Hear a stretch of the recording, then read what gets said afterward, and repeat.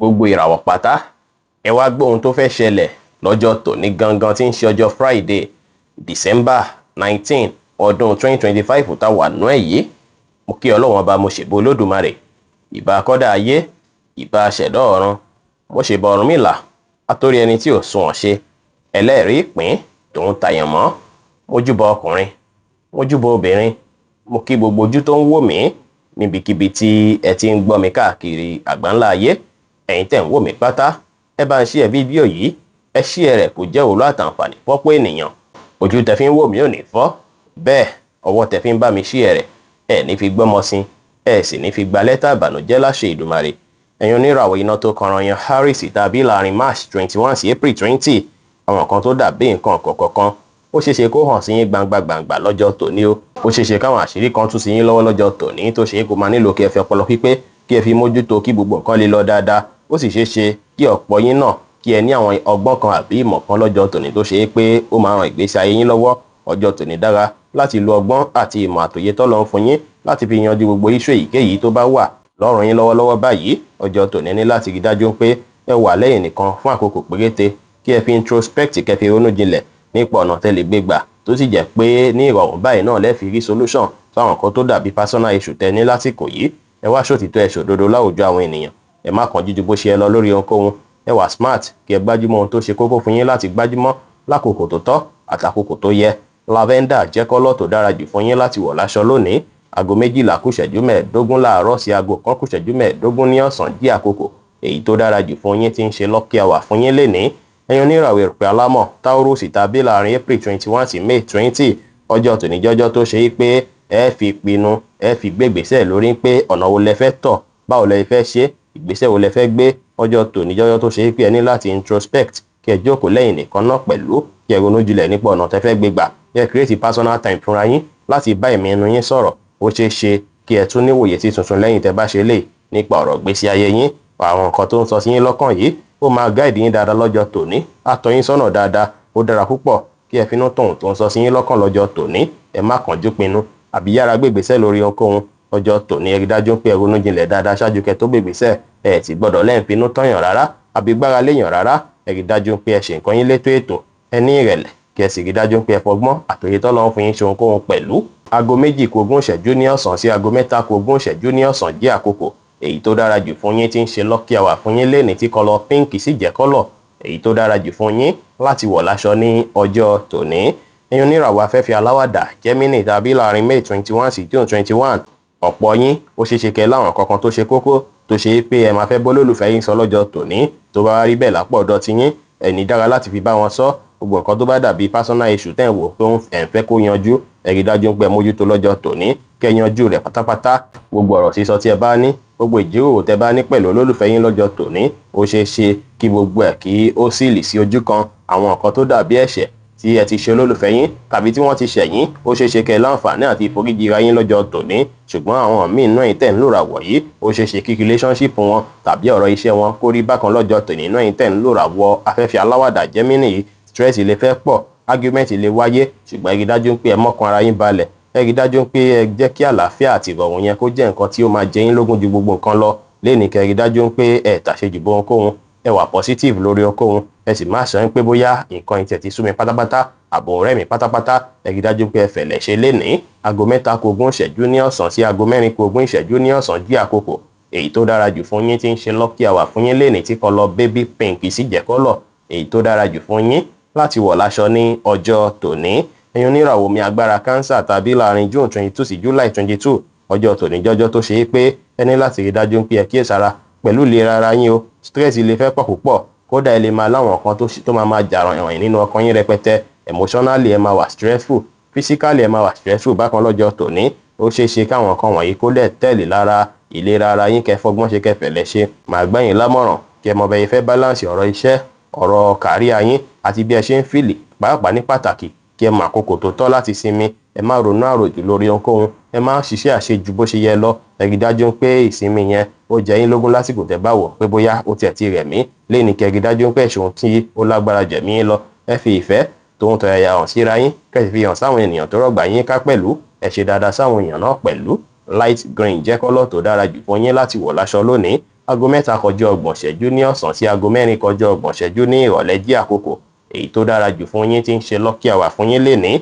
ẹ̀yin oníràwọ̀ iná tó gbóná riri Leo tàbí láàrin July 23 sí August 22 ọjọ́ tòní ẹ rí dájú pé ẹ gbọ́dọ̀ tiraka láti ṣe àṣeyọrí lórí gbogbo nǹkan kíkan tẹ́ ń ṣe lọ́wọ́lọ́wọ́ lásìkò yìí. ìbájẹ́ iṣẹ́ ni ìbájẹ́ nǹkan míì ni ẹ má fèní dèní àbí fọ̀ládọ́la lórí ohunkóhun. ẹ lo tálẹ́ǹtì àti ẹ̀bùn tọ́lọ́run fún yín ẹ lò ó dáadáa lọ́jọ́ tòní lọ́nà tó gbà tayọ. ọjọ́ tòní ẹ máa ní àǹfààní láti fi ọpọlọ yín láti fi yanjú gbogbo nǹkan tó dàbí personal issue fún yín lọ́jọ́ tòní. ẹ prepare ara yín dáadáa lọ́jọ́ tòní láti gbáradì fáwọn ọjọ́ tàn wò lọ́ọ̀kan yìí láwọn ọjọ́ tó ṣe é pé ẹ lè fi bẹ̀rẹ̀ nǹkan tuntun. ọjọ́ tòní ò dára rárá fún yín láti fi bẹ̀rẹ̀ ohun tuntun rárá o. ẹ jìnnà sí ṣíṣe ohun tuntun lọ́jọ́ tòní. ṣùgbọ́n àwọn kan tẹ́ ti ní láṣepatì ẹ ṣe wọ́n láṣeyọrí lọ́jọ́ tòní ló dára. ẹ wá tẹpá mọ́ṣẹ́ ẹ ṣe dáadáa sáwọn èèyàn kí ẹ sì wà determine dára. aago 1:15 ní ọ̀sán sí aago 2:15 ní ọ̀sán jí àkókò èyí tó dára jù fún yín tí ń ṣe lucky hour fún yín lénìí tí kọlọ góòdù sì jẹ́ kọ́lọ̀ èyí tó dára jù fún yín láti wọ̀ láṣọ ní ọjọ́ tòní. ẹ̀yin oníràwọ̀ erùpẹ̀ funfun Virgo tàbí láàrin August 23 sí September 23 ọjọ́ tòní jọjọ́ tó ṣe é pé ẹ ní láti let's go gbogbo nǹkan tó bá dàbí gbà pé kò wọ́ tiẹ̀ nú gbèsè ayé yín. ìbàjẹ́ ènìyàn kan ló ní yín lára ni tó ṣe é pé ẹ wò pé lágbájá yìí kò wọ́ tí ń pé kájọ wà mọ́. ẹ fi ilẹ̀ lọ́jọ́ tòní ẹ yọ̀ǹda pátápátá. ọjọ́ tòní ẹ má ṣe jẹ́ kí issue kankan kó bà lé yín rárá. ẹ má jẹ́ kí issue kankan rìn yín mọ́lẹ̀. ẹ má hide problem yín rárá. ẹ ṣiṣẹ́ lórí bẹ́ẹ̀ fẹ́ wá permanent solution sórí àwọn kan tó dàbí issue tẹ̀ ní lọ́jọ́ tòní. ẹni tó bá dàbí gbà pé ẹni yìí omi ti ẹ̀fẹ́ nú gbèsè ayé mi mọ́ ẹ release ẹ̀ kó máa lọ pátápátá. gbogbo àwọn kan tó dàbí èròǹgbà tí ó tọ́ àbí èròǹgbà tó ń jàrọ̀ ìrìn nínú ọkàn yín ẹ rí dájú pé ẹ gbé kúrò lọ́kàn pátápátá. ẹ prepare ara yín fún ìgbésí ayé ọ̀tun èyí tẹ̀ ń wò lọ́kọ̀ọ̀kan yìí lọ́jọ́ tòní. kò sí bí ọkàn yín ṣe lè wà trouble sí kò sí bọ́kàn yín ṣe lè dàbí gbà pé dàrúdàpọ̀ bẹ́ẹ̀ sí. ẹ mọ̀ dájú pé ọ̀la jọjọ́ mìíràn tó ṣeé ṣe kí ara yín tún yá gágá kọ́kàn yín tún balẹ̀ ẹ wá máa ra yá gágá yẹn lọ́jọ́ tòní o. ẹ má ṣe ojú àánú ju bó ṣe yẹ lọ. ẹ rí dájú pé ẹ ṣàwọn kan tá mú kí inú yín dùn káyọ̀ yín kún ẹ wà positive. ẹ má sọ pé nǹkan yìí ń sun yín àbó ti ẹ̀ rẹ́ yín. ẹ má ṣe bẹ́ẹ̀ ẹ má rinra yín mọ́lẹ̀. ẹ jẹ́ alágbára láti borí gbogbo ìṣòro yín pátápátá.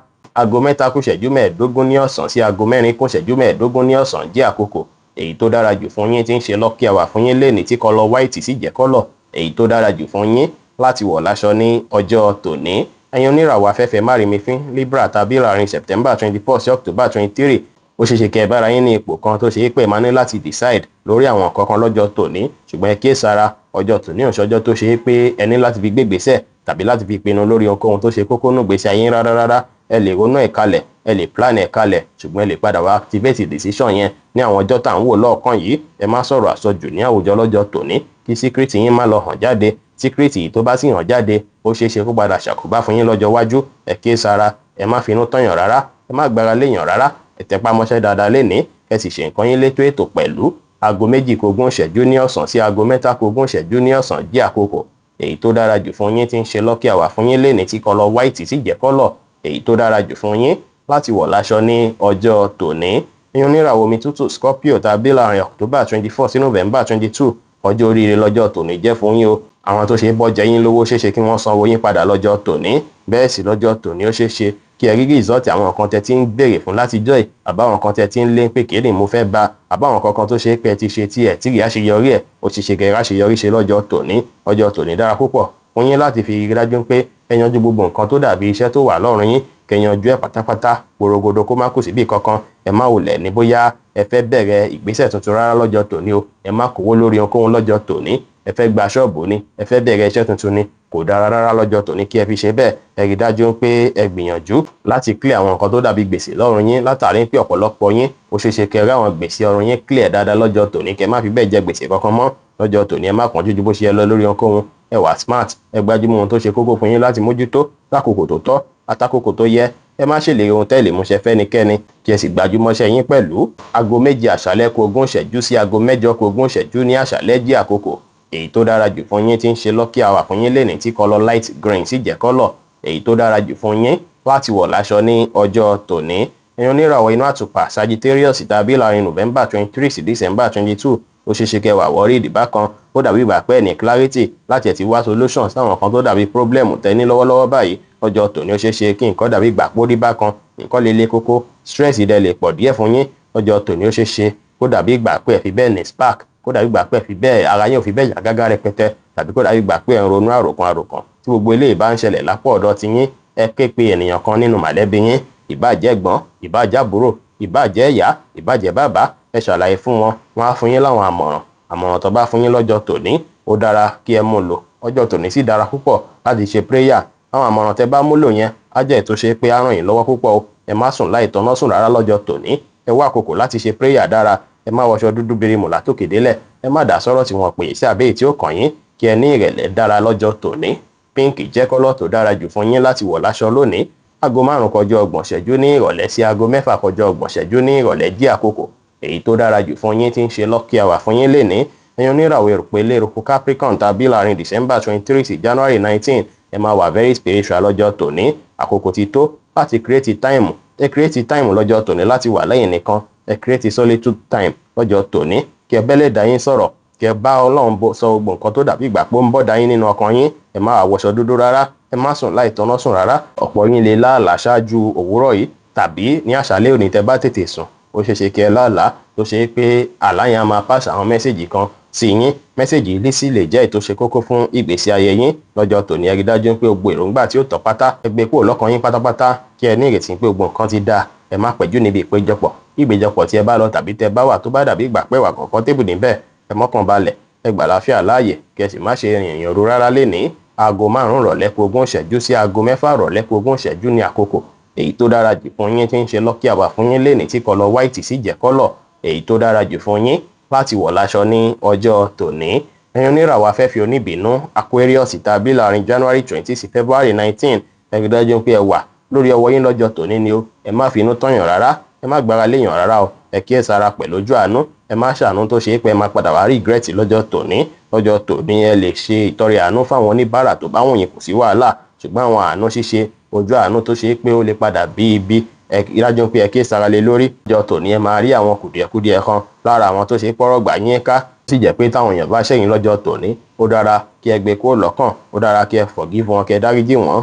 Ṣùgbọ́n ẹ má fàyè gba kí wọ́n tún ọ̀tí yín lẹ́ẹ̀kan sí kẹ́ kíyèsára. Ṣùgbọ́n tó bá jẹ́ni tí ẹ nífẹ̀ẹ́ sí bí olólùfẹ́ bí ọmọ bí ìyá bí bàbá ẹ forgive and forget pátápátá lórí ọ̀rọ̀ wọn. Lọ́jọ́ tòní ó ṣeéṣe kí ẹ wà disappointed nínú àwọn tó ṣe é pé bóyá ẹ finú tán tẹ́lẹ̀. Fún ìdí èyí kẹ́ kíyèsára. Ẹ avoid gbogbo nǹkan tó dàbí issue pátápátá lọ́jọ́ tòní. Kẹ́ sì ṣiṣẹ́ lórí bí gbogbo ẹ ṣe fẹ́ ní ìyanjú. Lọ́jọ́ tòní ẹ free mind yín. Ẹ pa àwọn plan yín. Ẹ pamọ́ láṣìírí kí ó lè padà rí bí ẹ ṣe ń fẹ́. Sky blue jẹ́ kọ́lọ̀ tó dára jù fún yín láti wọ̀ láṣọ lónìí. Aago 10 láàárọ̀ sí aago 11 láàárọ̀ jí àkókò èyí tó dára jù fún yín tí ń ṣe lucky hour fún yín lénìí. Ẹ̀yin oníràwọ̀ omi tí kì í ru Pisces tàbí láàrin February 20 sí March 20 ẹ sá gbogbo ipá àtakitiyan yín láti rí dájú pé ẹ yanjú gbogbo nǹkan tó dàbí ọ̀rọ̀ iṣẹ́ gbogbo iṣẹ́ tó ẹ ní lọ́rùn lásìkò yìí. Ẹ rí dájú pé ẹ mójútó gbogbo ẹ̀kẹ́ yanjú rẹ̀ pátápátá. Ó ṣeéṣe kí ẹ wà distracted tàbí kí stress ìfẹ́ pọ̀ púpọ̀ láàyè iṣẹ́ lọ́jọ́ tòní. Ṣùgbọ́n ẹ rí dájú pé ẹ ṣe nǹkan yín létò ètò kí ẹ gbájúmọ́ṣẹ́ dáadáa kó má bàa sí mistake inú nǹkan kíkan tẹ bá ń ṣe. Iṣẹ́ tẹ bá ṣe láṣeyọrí lọ́jọ́ tòní kò ní ṣàkóbá fún àwọn iṣẹ́ tuntun tó máa wọlé láwọn ọjọ́ tá à ń wò lọ́ọ̀kan yìí. Àwọn kan tẹ fẹ́ lò tó jẹ́ irinṣẹ́ yín láti fi gbájúmọ́ṣẹ́ lénìí láti jẹ́ kọ́jọ́ tòní lọ dáadáa. Òun náà ni ọpọlọ pípé àtọ̀gbọ́n àtòyé tọ́lọ́ ń fún yín. Ẹ rí dájú pé ẹ gbà láfíà láàyè. Ẹ ní ìrẹ̀lẹ̀. Ẹ má ṣe jẹ́ kí ìmọ̀lára yín kó lágbára jù yín lọ rárá. White jẹ́ kọ́lọ̀ tó dára jù fún yín láti wọ̀ láṣọ lónìí. Aago 11 kù ìṣẹ́jú 15 láàárọ̀ sí aago 12 kù ìṣẹ́jú 15 láàárọ̀ jí àkókò èyí tó dára jù fún yín tí ń ṣe lucky hour fún yín lénìí. Bí ó ṣe jẹ́ nìyẹn fún gbogbo irúfẹ́ ìràwọ̀ 12 tó wà pátá. Ẹ̀yin tẹ́ ń wò mí pátá ẹ má gbàgbé pé Ọlọ́run bo Olódùmarè nìkan lọ́ba tó ní ìmọ̀ jùlọ. Ẹ̀yin tẹ́ fẹ́ ṣèwádìí onírúurú láǹfààní àti kàn sí wa ní WhatsApp 09033897161. Ṣé ẹ ti máa gbàgbé ìwádìí ọdọọdún ti ọdún 2026 ń lọ lọ́wọ́lọ́wọ́ báyìí. Fẹ́yìn tẹ́ sì fẹ́ búùkù ẹ láǹfààní àti kàn sí wa ní WhatsApp. Kì í ṣe ọ̀fẹ́ o, kì í ṣe ọ̀fẹ́ rárá. Ṣùgbọ́n ìwádìí tó kún lẹ́kùnrẹ́rẹ́ ni. Ire gbogbo á jẹ́ tiwa lónìí, lọ́sẹ̀ yìí, lóṣù yìí àti ní gbogbo ọjọ́ ayé wa láṣẹ Ìdùmarè. Ire o.